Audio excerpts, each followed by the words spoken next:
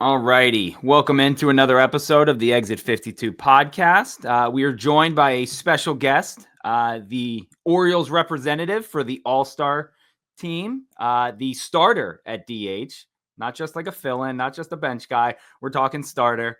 Ryan O'Hearn. Ryan, thank you for taking some time out of your busy schedule to join us. Arditti, thanks for having me on, buddy. Appreciate you. Absolutely. And so we joked about it a couple weeks back at Jimmy's when we had you on. We had you there for the Meet the Birds event, and we introduced you as like, oh, he's the all-star, just kind of like some wishful thinking. And I guess we manifested that. You kept playing your ass off and playing awesome. And next thing you know, you're a finalist. Shout out to Rafi Devers and our guy up there in Boston for getting him out of there. But what was it like getting that call, or how'd you find out that you were getting named to the All-Star team? Insane, man. Yeah, so I had an idea. We were in Texas. I knew when the results for the Phase 2 voting was going to come out, and I knew who knew already at the field. So I was kind of, poking around like, hey, man, you know something I don't? To Nate and Charles, our clubhouse, our travel guy, and but they were very professional. They wouldn't tell me. And then Mansolino came in, called a team meeting. I figured there was, that's when the news was going to come out. And man, he did a really cool thing. He pretty much told my story to the guys. Some parts of it that they hadn't heard before. No cameras, no content crew, nothing like that. Just he did it right, and it meant a lot to me. And that's I have a video. There was one video, but it's it's private, and I sent it to my family and things like that. But just that's something that probably one of the coolest moments of my career right there is listening to Manso kind of go through my whole career and tell the story. But amazing. It's kind of, I finally got around to answering all the text messages and everything like that. The amount of support and people that voted for me, it means the world, man. It's insane. Really grateful to all the fans here in Baltimore and all the people who, spend time voting for me. It's humbling. That's how I feel about it. Pretty amazing. It was cool seeing, again, all the fans. I know you're obviously not on social media as much as I am, but all the people like plugging away. It was like every day we'd be tweeting like, did you vote for Ryan O'Hearn yet? And like me and a couple other people were even like, if you're tied up at work, send me your email address and I'll vote for you. And like, we're going to make this happen. So dude, that is so crazy. That is so crazy. Like you said, I kind of made a decision to stay off Twitter and as much as possible and just kind of focus on, the game and everything. But having all the support and all the people voting for me and hearing things like that, man, I mean, that's amazing. I can't even describe how that makes me feel. That's so cool. And so you talked about it, your story in Kansas City and the path that brought you to Baltimore. When you were a Kansas City Royal, and again, I'm sure in the back of your mind, you always thought that that this ball player was in you. But again, I mean, we talked about it at Jimmy's, but there were some bad teams you played on back there, kind of buried on the bench. Did you ever think that this would be like a thing that happens? Like there's going to be a lineup card and it's going to say Shohei Ohtani DH and Ryan O'Hearn DH. Like, did you ever think in the All-Star game that, something like that could happen? No. I mean, there was a lot of years there where I felt like I was just trying to, just get as much service time as possible, stick around as long as possible. I had bought into like the pinch hitter thing, like, hey, maybe a team could keep me around as a pinch hitter. And you know what, honestly, like I was okay with that. I wasn't going to stop trying to get better, but I was totally okay with, hey, I'm going to just stick around the major leagues. It's the major leagues, like I'm going to stick around here as long as I possibly can. And then when that ends, then I'll tackle the next thing, so yeah, the answer is no. There was a lot of years where I thought, saying that I could be an all-star it just seemed so far away. And then, coming to Baltimore the last few years, I think last year when I got to the Phase 2 against Jordan, I was like, no way, like this might actually potentially happen. And then obviously this year, the first half went amazing for me. And yeah, crazy to think about. You know, I finally got some alone time over yesterday, really, you know, and got a chance to sit down and think about it, and it just completely insane. I'm so excited, and you know, just it's so grateful to all the people who voted for me. Like hearing stories like what you just said, you know, people coordinating to make sure they get their votes in. Like that's crazy to me that many people voted for me, and you know, just so grateful. Again, I mean, you got the Baltimore attitude, so the Baltimore fans, you know, they'll stand up for you. They'll support you if you got the kind of attitude you do. Awesome So people, for sure. your dad was also with you on the trip too, correct? That was the dad's trip. It was the dad's trip, yes. So really cool experience for everybody to have their dad, and you know, obviously get that news with your dad right there. You know how it is when you get older. It's like most of these guys. I was asking, like, when's the last time you got to spend a week with your dad, like just you and your dad? And the answer is, you know, never. So pretty cool experience. The dad's trip is something that I've been an advocate for, and I'm glad we finally got to do it. Yeah, and again, just it falling into the same the time frame where you find out that you're an all-star. I mean, that's the phone call to your mom was very cool, but your dad physically being with you had to just be. I mean, besides for like winning a World Series and MVP, like one of the coolest moments I think in anyone's like sports athletic career. Yeah, man, it was so cool. After that day, we were staying. I was staying at home. We were in Texas, so I was staying at my house. I live about 15 minutes from the stadium there in Texas. So my dad and I just stayed out on the porch and hung out till like 2:30 in the morning, just talking about it. And you know, like I said, like you don't, when you get older, you don't get to spend as much time with your dad, and especially just the two of you. You know, to you know, it's your dad, but you're more like friends and buddies at that point. And you know, we just hung out until, you know, 2:30 in the morning and just talked about how insane it was that, you know, I was going to get to play in the All-Star game and all that. And very cool, really cool. Yeah. That's awesome. That's awesome. Again, the video with the call to your mom was very, very cool. I just, the first thing that I thought of was like, oh my God, his dad's there. Like that's just awesome. So very happy that you guys got to experience that together. Completely random question. I don't know if you follow horse racing, but there's the three, you know, the Triple Crown. Which of those races is your favorite? Would it be the Belmont? Would it be Preakness? The Derby? Is it something like that? Well, no. I don't know a whole lot about horse racing. I know the Preakness is very close to here, so I'll just go with the Preakness. It's like the Baltimore race, right? Everybody goes to the Preakness and has a good time. Yeah, but you're not a Derby guy, or we? You know, are we? You know, I'll watch it. You know, I'm not a huge horse guy. I'll enjoy the races, but I don't know anything about them. I know you get all dressed up and wear crazy hats to the Kentucky Derby. What about a home run derby? Is that something that you would be interested in? Maybe. Yeah, I mean, I threw my name in the hat. I mean, I don't know. I don't know if I fit the criteria that they're looking for. I don't have a whole lot of home runs, but you know, if they need a guy to fill in, hey, I'll go out there and do my best to put on a show. That's kind of where I'm at on it. Okay. I was trying to come up with an interesting way to think about how I was going to ask you if you were going to try and do the Derby, and that was my pitch. I wonder where you're going with that. Yeah. Again, we talked. We had the event at Jimmy's probably about 6 weeks ago. Things have changed in Baltimore in the dugout since then, and the play has also kind of turned around. I think you guys are 24-15 in your last 39. Was playing much better baseball than 2 months ago. Was there kind of a turning point, or was there a game where things kind of started to click and you know the winning kind of started coming back, or I don't know what kind of changed where it caused this turn to happen?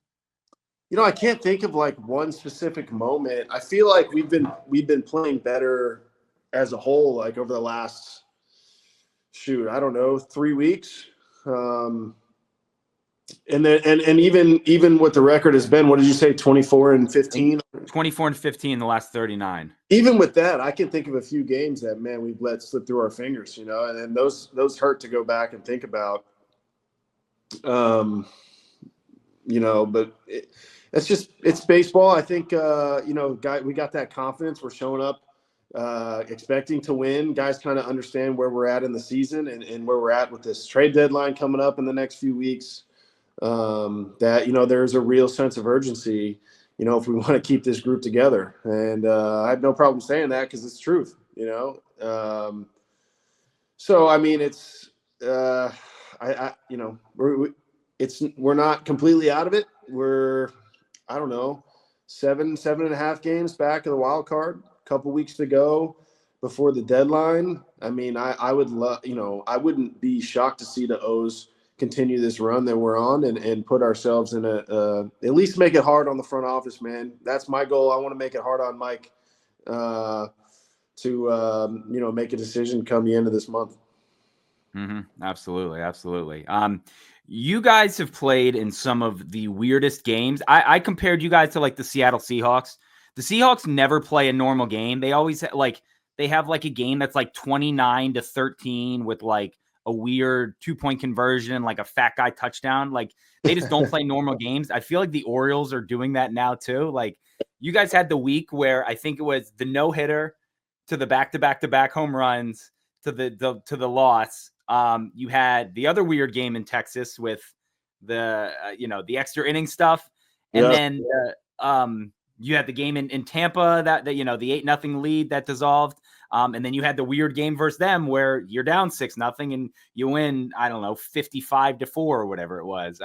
What's it like just playing all these weird games? Like, are you guys in the dugout just being like, what the hell is going on? Like, again, no game is normal. There's not like a normal 3-2 game when you guys play. I mean, I like to think that it prepares you for the end of the year because, you got to win in different ways.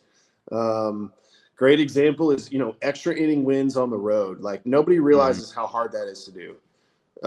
Winning in extra innings on the road is because you got to play for 2 runs. Like you can't punt the guy, go over, get him in. That's not going to do it.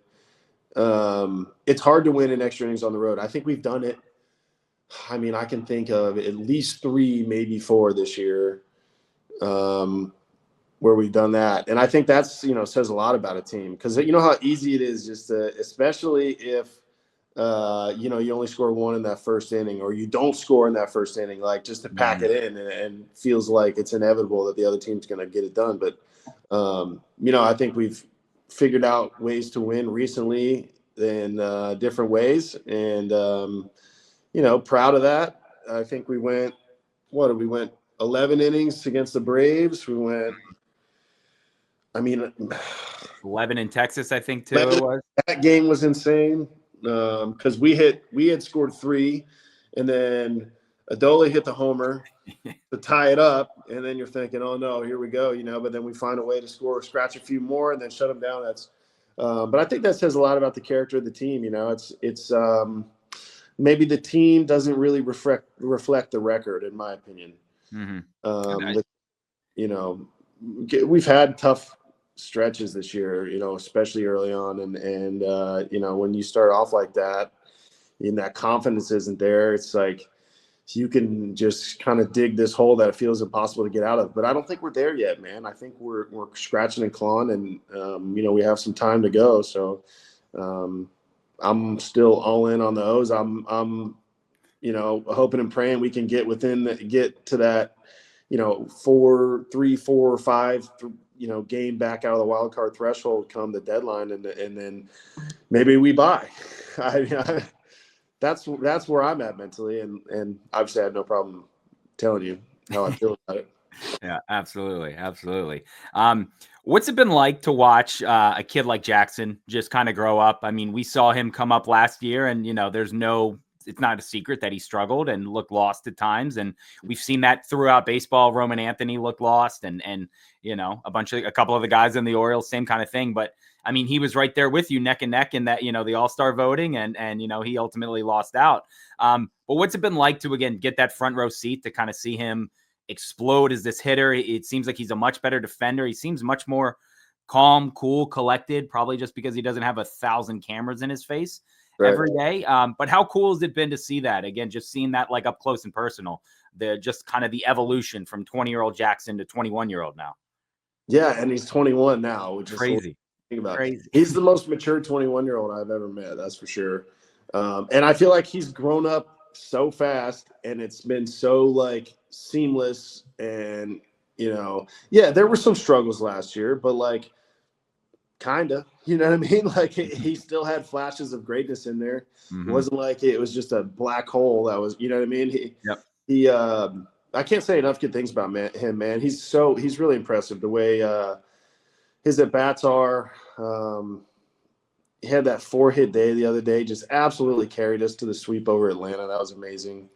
And I noticed little things that maybe people wouldn't notice, like the way that he can sink and stay on a changeup. Like, I love it when he does that. And I feel like lately he hasn't got a whole lot of luck with that. He'll sink and stay on a really good changeup, and he'll hit a 104, 105 ball to the center fielder, or guy will run it down in the gap or something. But like, every time he does that, I'm just thinking like, man, in a year or two, like that ball's a homer. You know what I mean? Like he's he's going to be a really good player.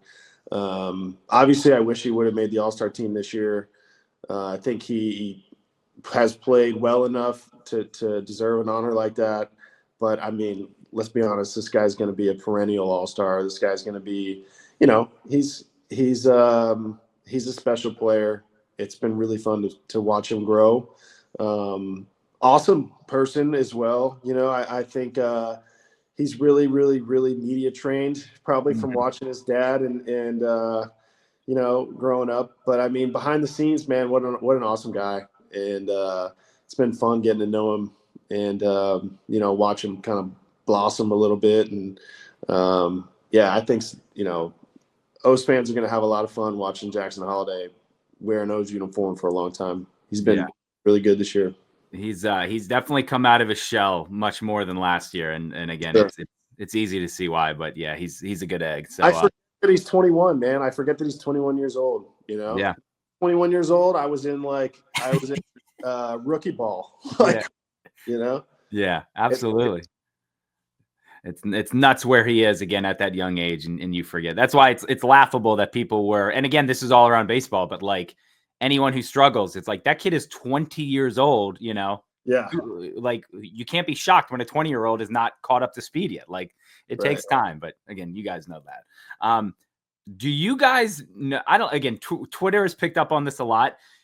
Do you guys understand or realize how aggressive Buck Britton is with his sends? It cracks us up every time. I think he had to send with you in Atlanta, I believe. And his arm was, I mean, he's got a windmill arm. It's hilarious to watch him, but just the aggressiveness. I mean, they seem to be sending you guys on anything and everything now. And again, it seems to have changed when he got in that position. But yeah, I mean, we love the aggressive Buck Britton sends. I just don't know if that's something you guys have all picked up on or not. I think Buck's doing a great job. Nobody realizes how hard it is to be the third base coach. It's not an easy thing. You got a lot of factors that that's coming to mind is where is the fielder when, or where is the base runner when the fielder gets the ball? Is he coming straight on? Is he moving at a little bit this way? Is he moving at an angle? Does he have to like set his feet and, who is it? What kind of arm does he have? Who's the runner? Like there's so many variables that go into it. I feel like third base coaches don't get a lot of credit or grace when they screw up. You know what I mean? And it's the one coach that is as much of like you're on the field, you're making decisions like a player, but you're a coach. So and Buck was kind of thrust into that position out of nowhere. He went from his cushy bench coach job or quality coach or whatever he was doing. But he went from vibes guy to decisions on the field where, you can get a lot of criticism and what you do affects the ball game and it affects guys' numbers and affects RBIs and it affects everything, and it affects wins and losses, most importantly. So yeah, with that being said, I think Buck has done an amazing job and, he's an awesome guy.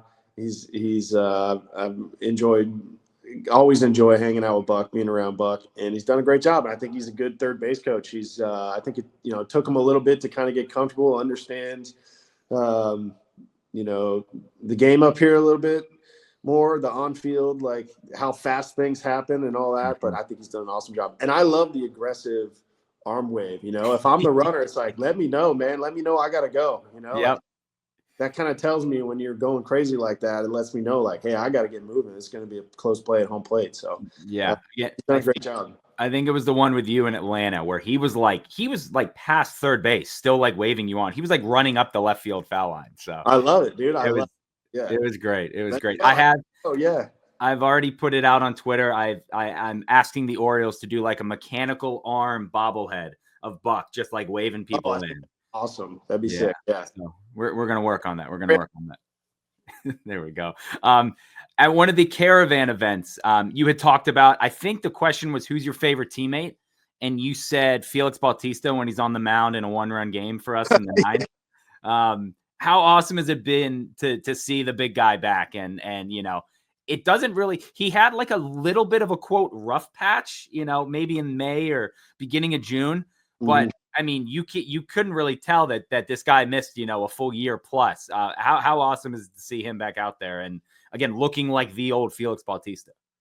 Yeah, he's been solid, man. He's been really good. I don't even, he's not a robot. Like, he might have had a rough patch in May or whatever, but that's who hasn't. You know what I mean? It's a long season and things happen, but I think he's been amazing. He's coming off of that surgery. You don't really know exactly what you're going to get. It takes a long time to build up, and not only that, like he went right back into the closer role. He went right back into the highest leverage innings, the highest stress situation, going out there closing the game down. And that's not easy to do. That's not easy to do, period. But it's really not easy to do when you're coming off of surgery and maybe you have some doubts. Is like, how do I still have it? Is it, how's it going to feel? All these things. Maybe my arm's not. I'm throwing 97 instead of 102 like I used to. You know what I mean? And he's just been a baller, man. He's been great, and I love it when the lights come flickering and the Omar whistle plays, and the mountain's on the mound. We got a 2 or 3 run lead, and here we go. I wouldn't want anyone else in the world on that mound. So. Yeah, very happy that Felix has had a great year and that he's back and he's feeling good, and obviously a game changer for us. Anytime you can close the door like that in a close game, and have a guy like that, coming out of the bullpen, that's a game changer.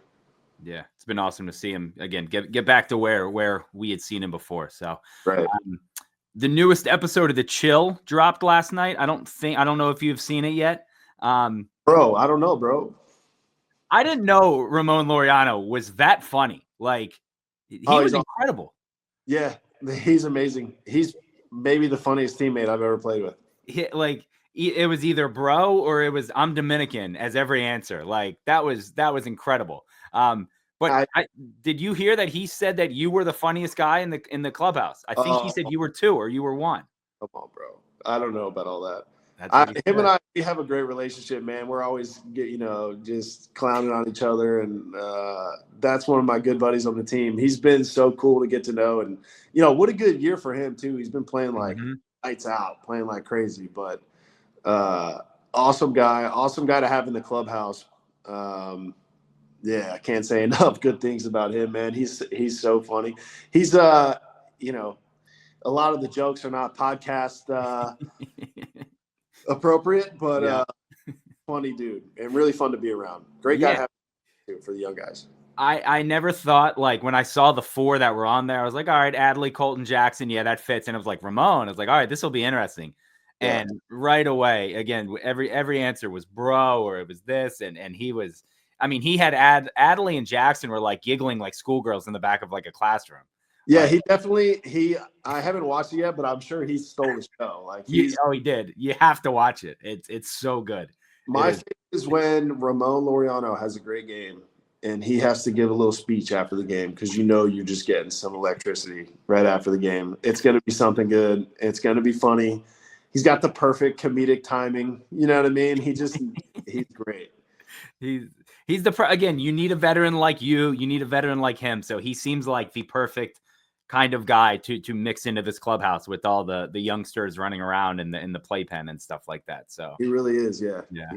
It was great. It was great.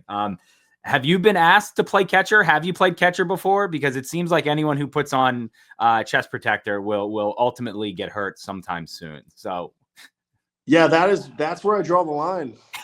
Arditti, I'm not getting behind home plate and squatting my ass down and catching. You know what?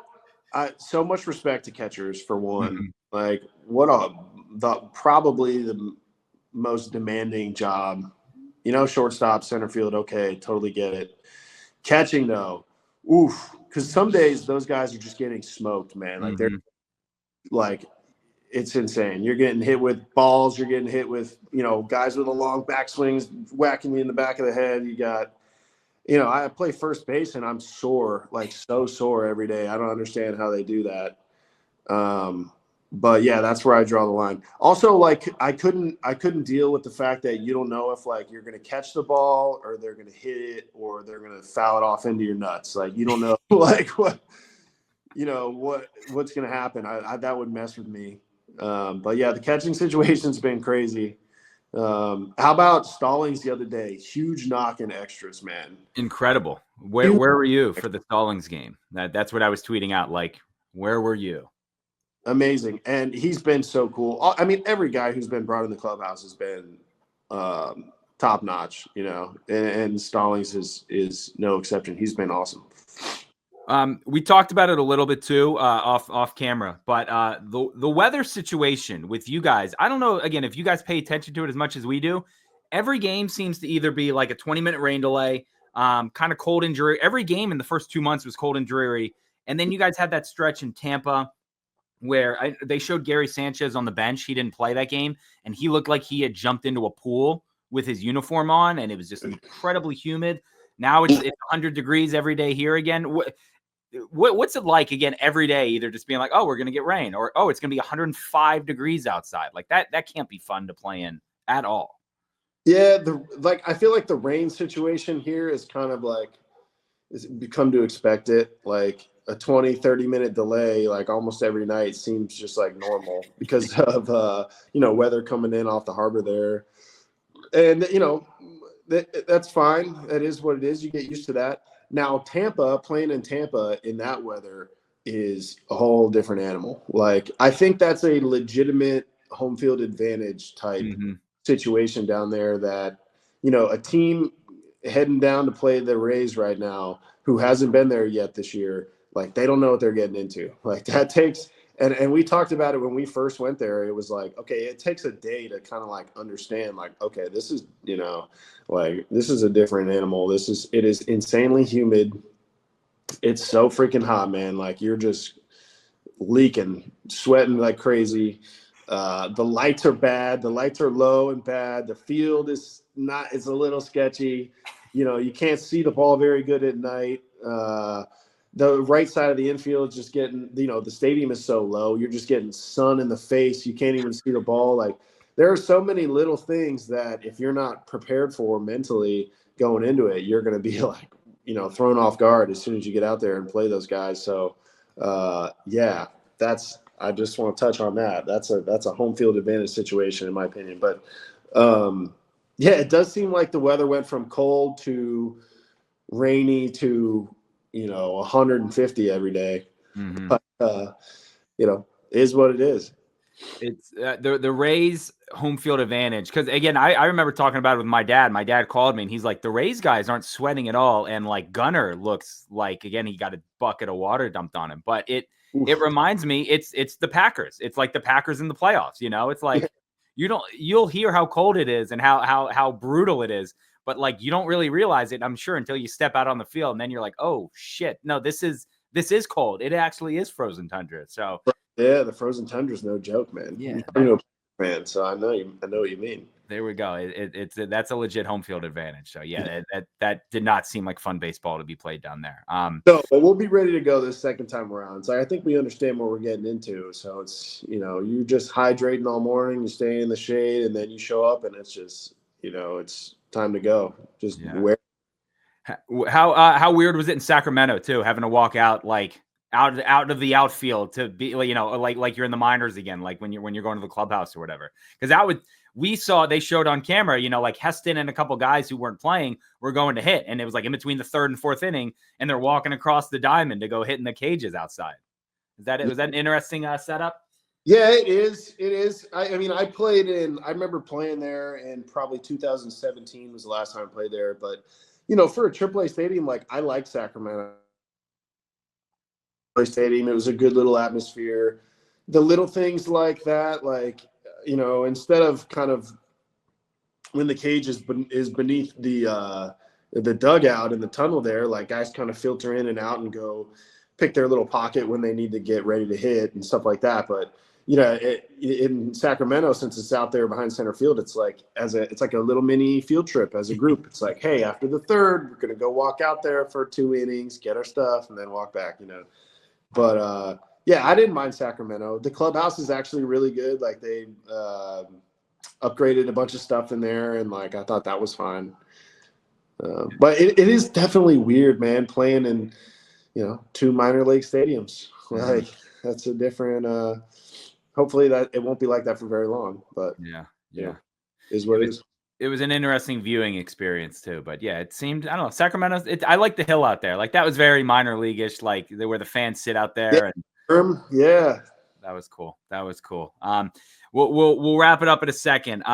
Last question though, are you excited to be eventually named to the Hall of Pretty Good and the new? I saw, again, you're off Twitter, but the guy was like blowing up. But I think you commented on the Instagram. And yeah, like, oh my God, Ryan! He was like, he's so excited to be mentioned. Like, this is awesome. Yeah, I'm still on Instagram. I mean, I think the Hall of Pretty Good is a hilarious concept. It really is, and like genius, actually. Mm-hmm. You know, and I was just, you know, having a little bit of fun with it, like, you know, be an honor to get inducted one day, like, type of thing. But what a cool, you know, what a hilarious concept, and like, happy that it's blowing up for that guy. Like, I think that's pretty cool. Yeah, it's very, very creative. And again, same thing, because it's like we've all talked about this for years. It's, you know, it's like, oh, he's a good player, but like, I don't know about Hall of Fame, but it's a Hall of Good. And this guy just kind of took it and ran. So credit to him. But yeah, I like how much you guys and like the players are buying in. Like, he posted about, I think it was D. Gordon last week, and D. Gordon like reached out and was like, I'm not retired. Like, I'm not on the ballot yet. And he was I apologize. I will take you off the ballot. So I like it. Well, I mean, there's something fun about like remembering random MLB players over the years. Mm-hmm. Like, I grew up watching a ton of baseball. The Hall of Pretty Good will mention a guy. I'm like, oh my God, yeah, I forgot about him. You know, like. Yeah, absolutely. I've already talked to Brian Baker. He posted something on Instagram about like guys will just sit there and name athletes, you know, random athletes from their childhood for an hour. And I told Brian, I go, we either got to get that on the chill, like no questions, just you guys going around naming random athletes, or I was like, come on the podcast and we'll do like 2.5 hours of just straight up names. Like that's the ultimate like dudes rock. You want to talk about sitting on a porch till 2:30 a.m. Oh, that's what you do. I know, I'm with you. I live for the like random sports trivia, like back in the day. Like, oh my, remember that guy? Yeah, me too. You know, that's fun. It's a good time. It's a good time. But all righty. Again, I don't want to take up any more of your time. Hopefully you guys have a strong finish to the first half. Again, Mets coming in for 3, Marlins, and then you're shipping back off to Atlanta. So kind of cool that you were just there. You got a lay of the land and kind of check out some of the restaurants and areas around it. But again, hopefully you guys stay healthy and we can keep this run going a little longer, and we have a fun second half playoff run on our hands. Let's like you said, let's make Mike make some tough decisions. You know, that's what we want. Yeah, I like the sound of that. Just, you know, one day at a time, keep these wins rolling, and you know, we'll see what happens. But thanks for having me on, Eric. Appreciate you, man. Thank you. Appreciate it.